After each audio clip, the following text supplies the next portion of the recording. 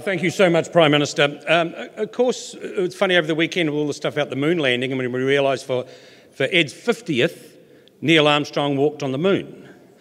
And here we are celebrating what would have been his 100th birthday, which I think was very, very appropriate, recognising and continuing the values that he stood for.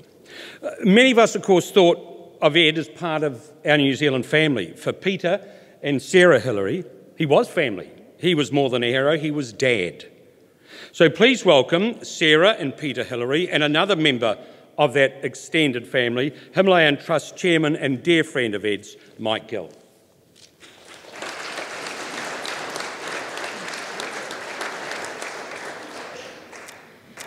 E hoa mai, e rā rangatira mā, tēnā koutou, tēnā koutou, tēnā koutou katoa. In the early days, almost all our holidays were spent under canvas. Ed and Louise had an aversion to motels and hotels, and anyway, Ed was always working on new designs or improvements for camping equipment. The holiday would start with our entire family of 5 squeezing into the smallest possible vehicle, our trusty Mini. There was a great deal of adjustment to get the inflatable dinghy and other gear tied to the top, plus force required to close the boot. Ed would fold his legs into the car and pull his seat as far forward as possible, and we kids would squeeze in the back, Louise in the front, surrounded by more supplies. We regularly would head south, and as we got further away from civilization, dust would fill the vehicle as we bumped along untar-sealed roads, and we children would sing at the top of our voices. Once we had arrived, the tents would be unfurled and rapidly pitched. There would be a loud cursing from Ed if there are any problems. A replacement pole might be made from a tree branch, or a new tent peg equivalent found to make taut a sagging canvas. If possible, we kids would take this as a sign to clear out and check out the lay of the land. There were tadpoles to find and bouncing poplar branches to ride. Soon enough, the billy will have boiled and we'd be called back for a cup of tea. Ed was tremendously strong and usually ended up lugging the majority of gear and food required for family tramping trips. However, we kids had other designs on his physical prowess for more entertaining pursuits. Not only did the Sears Roebuck inflatable dinghy get used on the Clutha River, but it was also well and truly tested on Ed's back. It is unlikely that the Sears people had this in mind when they employed him to test and design camping equipment, but riding the dinghy was a favourite game for my brother, sister and me during our early holidays in Wanaka. With a small upturned boat on his back, Ed would buck like a horse while we bounced on top, squealing with laughter as we slid about before throwing ourselves back on for more. I suspect that this activity significantly contributed to the rapid deterioration of the boat floor, resulting in a mosaic of patches. And being a Bronco substitute was great energy training for his next expedition.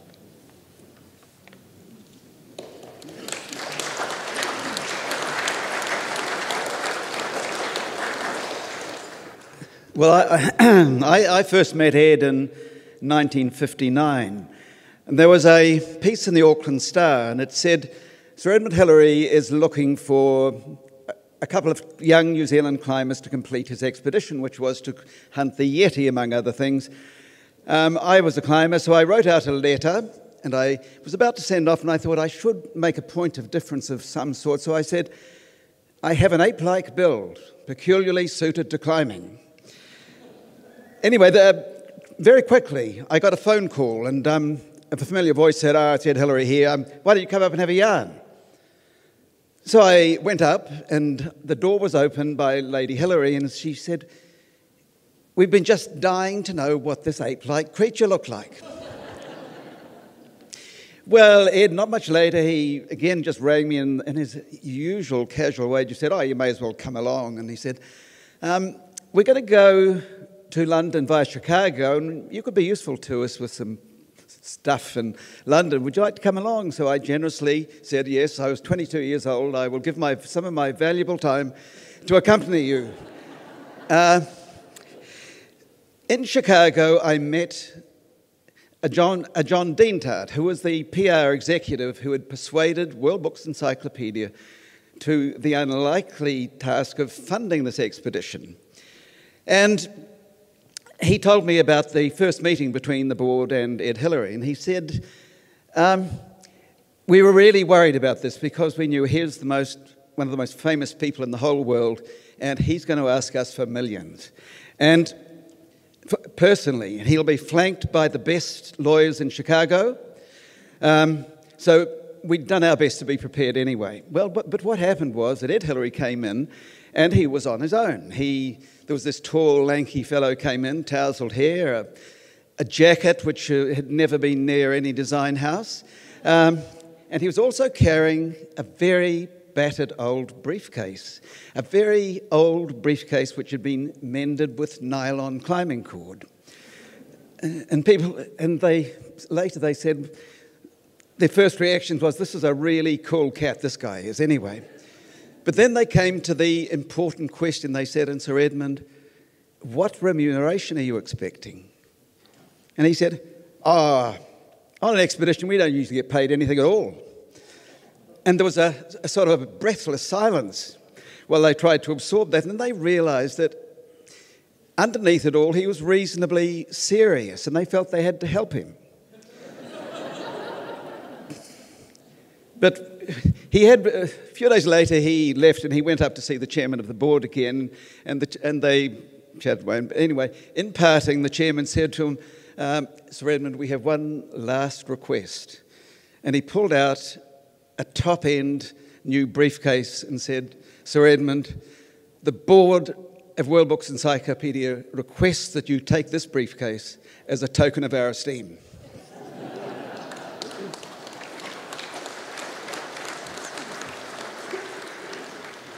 What a great example of really what my father was like. But, you know, in thinking about this incredible occasion, and thank you for hosting it, Prime Minister, I have to say, I know how proud he would feel that we have a Prime Minister who stood up and dealt with a terrible tragedy earlier this year with so much empathy and humility and literally touching people around the world during that terrible crisis. And I know that Dad would feel very strongly about that. So thank you for what you did for our country.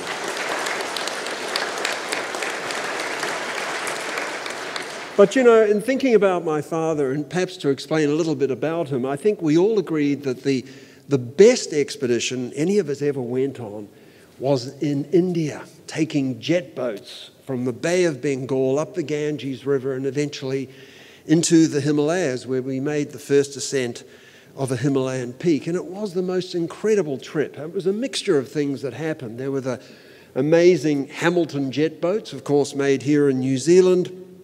There was the conqueror of Everest, Ed Hillary, the leader of the expedition. But every Hindu, somewhere in their life, would like to do a pilgrimage up the great Ganges River. And of course, we were doing that.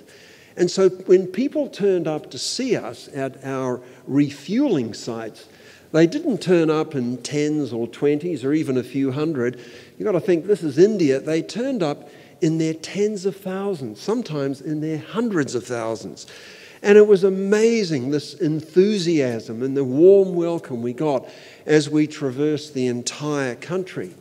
I mean, we saw tigers in the Sundarbans further down valley in the Bay of Bengal. We would camp on the outskirts of simple little villages where people would make room for us in their fields. It was the most incredible experience. But there was a lot of excitement about what was going on. So, you know, the people would push down towards the refueling site, and the 3 jet boats are on the edge of the river there, and we're refueling them, and all the people are cheering, Edmund Hillary, Zindabad, long live Edmund Hillary, and all this sort of stuff. And I remember one of these occasions, and there was this rippling energy in the crowd. And there was a great big mustachioed guy just off to the side of my father. And inexplicably, this local policeman, they had these 2-meter Lathi canes, reached over. He obviously felt he'd got a bit close, this big guy, and whacked him on the side of the head. And the atmosphere, I mean, it was terrifying. I mean, this ripple of tension went out into the crowd. And we were all really nervous. In fact, all of us ran back to the jet boats, started untying them, pushing off. But Dad didn't move an inch. He pushed past that policeman, reached out to the big mustachioed man who was looking pretty terrifying at this point, shook him by the hand and slapped his arms on his back and instantly diffused the tension. It was amazing. People started cheering. And really, it was vintage Ed Hillary. That's the sort of guy he was. He felt it wasn't a decent thing, and he wasn't going to put up with it, even though in so many ways it was a pretty intimidating situation. Traveling with Ed was always exciting, and I have to say, it was always inspiring. But talking inspiring, we have a lot of important people from Nepal here, including the ambassador who's come across from Canberra. But we have 2 special Nepalese friends here too. We have Ferba Sona, who attended, along with Angzambu, who attended Dad's school up at Kunjum at 3,800 metres, and that's where they got their basic education. And Ferba these days runs a foundation that provides scholarships to Nepalese students to come here to New Zealand to study at Lincoln University, which is a wonderful thing. And I think, talk about a wonderful example of going full circle. Great to see. We also have Angzambu, I think he's over there somewhere, who also went to Kunjum School, eventually got his pilot's license, and these days Angzambu is a Boeing 787 captain based in Frankfurt, flying in the UK. So what an incredible transition from that early education at my father's school up at the foot of Mount Everest. You know, on the 100th anniversary of my father's birth, I know he'd be delighted to know that people like Ferba and Angzambu are here, and I know he'd be incredibly proud of what each of them have achieved. Thank you.